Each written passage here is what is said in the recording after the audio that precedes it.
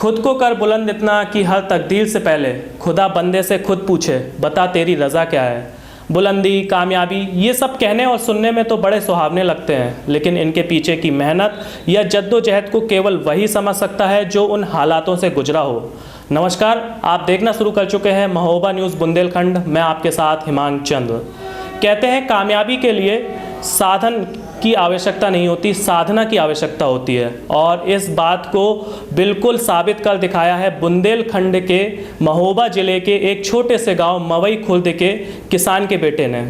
आपको बता दें, ये वही किसान के बेटे हैं जिन्होंने बड़े संघर्ष करके वर्ष 2018 में यूपीएससी का एग्ज़ाम क्लियर किया था और वर्ष 2020 में बुंदेलखंड की कालपी तहसील के उप जिलाधिकारी के पद पर तैनात हुए थे।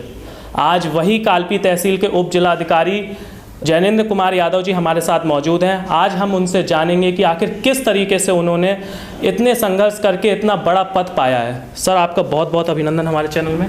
थैंक यू सर, मेरा आपसे सबसे पहले सवाल ये है कि आप बहुत छोटे गांव से ताल्लुकात रखते हैं, तो आपने किस तरीके से अपने जीवन में, शुरुआती जीवन में संघर्ष किया है? पहले तो आप सबका धन्यवाद ज्ञापित करता हूं। और जैसा आपने सवाल किया कि जो संघर्ष का जीवन है, वास्तव में देखा जाए तो जो संघर्ष है वो मेरा खुद का नहीं रहा है। संघर्ष मेरे परिवार का है, जिन्होंने मुझे पढ़ाने के लिए जो भी संघर्ष किया है खेती और किसानी के माध्यम से। जो शुरुआती जो जीवन है वो एक सामान्य किसान की तरह हमारा अपने गांव में बीता। उसके बाद कक्षा 6 में जवाहर नवोदय विद्यालय की परीक्षा उत्तीर्ण करने के बाद 6 से 12 तक की जो पढ़ाई है वो जवाहर नवोदय विद्यालय महोबा में हुई। उसके बाद फिर हमें कोटा जाने का मौका मिला। वहाँ पे 1 साल कोचिंग करने के बाद फिर हमारा सिलेक्शन IIT BHU वाराणसी में केमिकल इंजीनियरिंग ब्रांच में पढ़ने के रूप में हमारा हुआ वहाँ पे। फिर वहाँ 4 साल इंजीनियरिंग की, देन फिर एक पब्लिक सेक्टर में जॉब की। फिर रुझान जो था वो इस तरफ हुआ तो यहाँ पर सिविल सर्विसेज में आ गए। सर, आपने बताया जैसे आप BHU IIT में आपका सिलेक्शन हो गया था, तो फिर आप एक टेक्निकल फील्ड में घुस चुके थे, तो आखिर ऐसी कौन सा रीज़न रहा जो आपने एडमिनिस्ट्रेशन लाइन की तरफ ज़्यादा ध्यान दिया? जो सामान्य फैमिली में एक अभी भी हमारा जो सिस्टम है जी, जो हमारे मानसिकता है, उसमें कहीं ना कहीं जो हमारे माता पिता हैं, जो हमारे बड़े हैं, उनके दिमाग में एक प्रशासन की एक छवि है। उस प्रशासन का मुखिया वो जिले में जिलाधिकारी को देखते हैं। उससे शायद प्रेरित होकर उन्होंने मुझे इस रूप में देखने की एक ख्वाब सोचा कि यदि मैं पढ़ने में ठीक हूँ तो यदि मैं इस परीक्षा में, इस सेवा में आने का यदि प्रयास करूँ तो मैं आ सकता हूँ। उन्होंने मुझे प्रेरित किया। मेरे दादाजी ने मुझे इस तरफ आने के लिए प्रेरणा दी थी कि आप इस फील्ड में आएँ, अपना आपको आजमाएँ। उसके तहत हमने फिर तैयारी की और फिर सफलता मिल गई। तो सर, यूपीएससी एग्ज़ाम जो आपका लिखने का था सपना, वो मतलब बचपन से नहीं, आपने अपने पिताजी से प्रेरित या अपने दादाजी से प्रेरित होकर के इस पर कदम उठाया?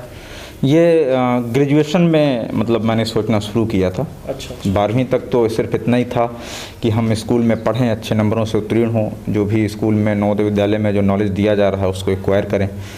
फिर बहुत ज़्यादा नॉलेज नहीं था, तो जो हमारे सीनियर स्कूलों में थे तो उन्होंने IIT JEE की तैयारी शुरू की थी। तो एक रुझान था कि एक ये कोई बड़ी परीक्षा है, हम भी इसमें कोशिश करेंगे। तो IIT JEE की तैयारी की। देन फिर जब एक प्लेटफॉर्म मिल गया बनारस में IIT BHU में, तब वहाँ कई ऑप्शंस थे। मतलब आप वहाँ ड्रामा में भी कई ग्रुप्स एक्टिव थे, कल्चरल इवेंट्स में भी थे, एंड और आप न्यूज़ में भी जा सकते थे। जैसा मतलब क्योंकि क्योंकि BHU जो है पूरा एक यूनिवर्सिटी है, हर डिपार्टमेंट मतलब भले एक्सपोजर है, आप उनसे जुड़ सकते हैं, उनसे मतलब अपने आप को, अपनी नॉलेज को, अपने स्किल को इनरिच कर सकते हैं। तो वहाँ ये एक सोचा कि क्यों ग्रेजुएशन के बाद 1-2 साल की जो समय है उसमें एक अटैम्प्ट दे के देखा जाए कि हम इसको क्वालिफाई कर सकते हैं कि नहीं कर सकते हैं। तो ग्रेजुएशन के शुरुआत में 2nd ईयर 3rd ईयर थोड़ा रुझान हुआ तो चीज़ों को खंगोला, सिलेबस जाना और देखा कि किस डेप्थ तक की नॉलेज की ज़रूरत है। जी। देन फिर कुछ इस तरह से परिस्थितियाँ हुई कि हम मतलब स्वतंत्र होकर तैयारी नहीं कर सकते थे। ये था कि अब जॉब की आवश्यकता है और यूपीएससी में कोई गारंटी नहीं है, हाँ बिल्कुल, आप मतलब पहले अटेम्प्ट में भी हो सकता है और लास्ट तक भी ना हो। तो इस तहत इसलिए एक ऐसी फाइनेंशियल सपोर्ट की ज़रूरत थी जिससे फैमिली को सपोर्ट मिल सके और ख़ुद को भी सपोर्ट मिल सके। इसलिए एक पब्लिक सेक्टर की तरफ रुझान हुआ और जो टेक्निकल फील्ड थी उसी में ही कैरियर बनाने का सोचा शुरुआत में कि पहले इससे थोड़ा मतलब अपने आप को स्ट्रेंथ मिले। यदि सब कुछ सही रहता है और तैयारी का मौका मिलता है तो करेंगे, वरना फिर ये सेक्टर में भी अपना इंटरेस्ट है, इसमें भी एक अच्छा कैरियर है, उसमें भी आगे बढ़ेंगे। सर जैसा कि वर्ष 2015 में आपने पहला अपना यूपीएससी का अटैम्प्ट किया और उस अटैम्प्ट में आपके सिर्फ 45 नंबर थे, तो जब 45 नंबर आए तो आप किसी तरीके के डीमोटिवेट या हताश हुए, मतलब किस तरीके का आपका उस समय फीलिंग रही थी? जो पहला अटैम्प्ट था 2000 मतलब मेन जो तैयारी थी वो 2014 अक्टूबर से मैंने शुरू की थी जी। तो 2015 में मैंने पहला अटैम्प्ट दिया, जस्ट जितना सिलेबस था उसको मतलब पढ़ के समझ के बेसिक नॉलेज के साथ। तो पेपर जब मैंने देखा तो मुझे बहुत कठिन नहीं लगा, मुझे लगा कि आसान है और ये हो सकता है। पेपर देने के बाद मैं ये भी इतना भी मतलब डिमोरलाइज नहीं हुआ था कि नहीं बहुत ख़राब गया है, क्योंकि ज़्यादातर सवाल मुझे मतलब सुने हुए, समझे हुए, देखे हुए से लग रहे थे, लेकिन जब आंसर्स मिलाए तो बहुत माइन्यूट नॉलेज डिफिसिट की वजह से कई सवाल, ज़्यादातर सवाल 30-40 सवाल गलत हो गए। तो इस तरीके से जब टोटल बैलेंस नेगेटिव पॉजिटिव जोड़ा गया तो वही 45-50 के बीच में नंबर थे। तो उसमें एक कॉन्फिडेंस मुझे मिला था कि ये एग्ज़ाम मैं निकाल सकता हूँ, इसमें बहुत ऐसी कोई दिक्कत नहीं है जो मेरे अंदर ना हो। लेकिन जब दूसरा अटैम्प्ट दिया मैंने पूरी फुल स्ट्रेंथ से सब कुछ जितना मैं कर सकता था विथ जॉब, तो उसमें मेरे 105 या 106 नंबर आए और 7-8 नंबर से मेरा नहीं हुआ। तब मैं थोड़ा सा डिमोरलाइज हुआ था कि मतलब ऐसा क्या है कि सब कुछ पढ़ने के बाद भी, करने के बाद भी आप एक जो बेंचमार्क है क्वालिफाइंग मार्क्स का उस तक नहीं पहुंच पाए हैं जी। तो मेन डीमोटिवेशन थोड़ा उस टाइम पे हुआ था, पहले अटेम्प्ट में तो ऐसा कुछ फील नहीं हुआ। फिर जब आप दूसरे अटेम्प्ट में डिमोटिवेट हुए तो किस तरीके से आपने अपने आप को संभाला और मेहनत करी और फिर तीसरे अटेम्प्ट में आप फाइनली आईएएस ऑफिसर हुए? उसके बाद फिर घर में बात की, दोस्तों से बात की, एक क्लोज ग्रुप था जहाँ पे हम तैयारी करते थे जी। तो उन्होंने कहा कि बस, घर वालों ने भी कहा कि एक अटेम्प्ट और देखना चाहिए, क्योंकि उस समय कैरियर में भी हम ठीक चल रहे थे जी। तो एक तीसरा अटेम्प्ट दिया, वही चीज़ें जो थोड़ा बहुत जो कमियाँ समझ में आईं उनको दूर किया, फिर से पढ़ा, कुछ किस्मत और कुछ बिल्कुल दोनों का कॉम्बिनेशन के तहत ये परीक्षा फाइनल सिलेक्शन हुआ। सर आप जैसे कि बुंदेलखंड के रहने वाले हैं, बुंदेलखंड की जितनी भी दिक्कतें हैं उनसे आप ऑलरेडी फेस कर चुके हैं, क्योंकि आप भी एक गांव से ताल्लुकात रखते हैं। तो सर आप जब आईएएस ऑफिसर बन गए तो आपके जहन में अपने क्षेत्र के प्रति जो समस्याएं हैं, किस तरीके की आपने स्ट्रेटजी बनाई है और किस तरीके से उन समस्याओं का निस्तारण करने का सोचा है? समस्याएं तो बुंदेलखंड में बहुत हैं, ये मतलब एक किस्मत की बात है कि हमको अपने ही क्षेत्र के करीब नौकरी करने का मौका मिला है जी। लेकिन ये एक तो ऑल इंडिया सर्विस की नौकरी है और यूपी काडर में कोई भी जगह मिल सकती है जी। तो जो जितना हमने समझा है उसके तहत जितने दिनों तक हम यहाँ हैं एसडीएम के रूप में, जो मेन समस्या है वो लोगों में एक तो शिक्षा की कमी है, लोग अपने अधिकारों के प्रति जागरूक नहीं हैं कि किस काम के लिए उन्हें किसके पास जाना है और कैसे वो काम होना है। दूसरा ये है कि जो खेती की समस्या है कि उतना सिंचाई के उतने साधन नहीं हैं कि साल भर पूरे खेत में कोई ना कोई फसल खड़ी रहे। इस कारण से लोगों की इनकम उतनी नहीं है जितनी प्रदेश के दूसरे हिस्सों में है। और दूसरा ये कि यहाँ पे जो भी एक्टिविटीज़ हो रही हैं, मतलब कॉमर्शियल एक्टिविटीज़, उनका स्केल बहुत छोटा है जी। कोई भी बड़ा इंडस्ट्रियल सेटअप इस रूप में नहीं है कि वो एक लार्ज पॉपुलेशन को नौकरी देता हो। छोटे छोटे हैं, कहीं पे क्रशिंग इंडस्ट्रीज़ हैं, जो भी क्रशिंग की मशीनें लगी हुई हैं जी। या जो थोड़ा बहुत यहाँ पे भी हथकरघा उद्योग है, छोटा छोटा है, उसका स्केल बड़ा नहीं है, जिस कारण लोगों में जागरूक का फैले, और एंटरप्रेन्योरशिप की कहीं ना कहीं कमी है, और ये सारी कमी कहीं ना कहीं आप जोड़ेंगे तो शिक्षा से ही आएगी। शिक्षा का स्तर थोड़ा यहाँ कम है।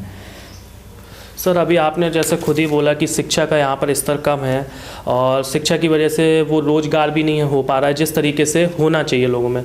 सर, आप खुद बहुत छोटे गांव से थे, आपने अपनी शुरुआती शिक्षा बड़े दिक्कतों के बाद सामना करके आप उस लेवल तक पहुँचे। तो सर, जो बच्चे पढ़ने में तो रुचि रखते हैं, लेकिन धन की अभाव की वजह से वो कहीं बाहर नहीं जा पाते हैं और उनको हमेशा इस बात का मलाल बना रहता है, तो आप उनको क्या संदेश देना चाहते हैं? किस तरीके से वो धन के अभाव होते हुए भी आपकी तरह आगे बढ़ें और एक कामयाब ऑफिसर बने? देखिए, परिस्थितियाँ यदि देखा जाए, जितने भर सिलेक्शंस होते हैं यूपीएससी में, हर किसी की अपनी एक कहानी है। किसी का संघर्ष फाइनेंशियल है, किसी का कोई पारिवारिक घटना घट गई है, इस तरह की कोई दुर्घटना घट गई है, किसी का साइकोलॉजिकल संघर्ष है। तो हर व्यक्ति अपने अपने रूप में संघर्ष करता है।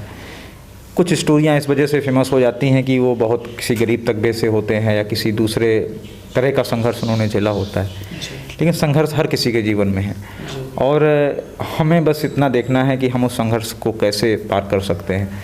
यदि आर्थिक संकट है यदि हमारे पास, तो मुझे लगता है 8 तक की शिक्षा तो पूर्णतः निःशुल्क है। उसके बाद 9वीं 10वीं 11वीं 12वीं, इसमें मामूली सरकारी स्कूलों में फ़ीस लगती है, वो भी जो लगती है वो सरकार प्रतिपूर्ति के माध्यम से वो वापस कर देती है।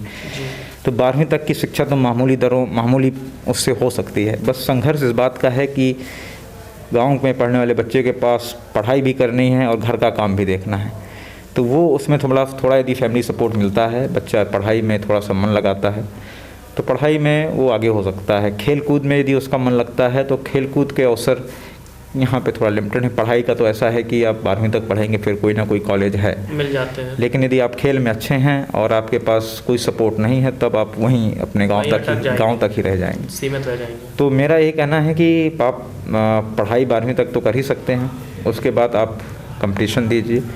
किसी भी छोटी जगह यदि आप बड़ी कोचिंग नहीं कर सकते हैं, किसी छोटी जगह से ही कोचिंग करके या खुद से सेल्फ स्टडी करके कोई एक अच्छा प्लेटफॉर्म ढूंढने की कोशिश करिए। ज़रूरी नहीं कि आप बेस्ट IIT और NIT ही जा पाएँ या कोई अच्छी यूनिवर्सिटी ही जा पाएँ।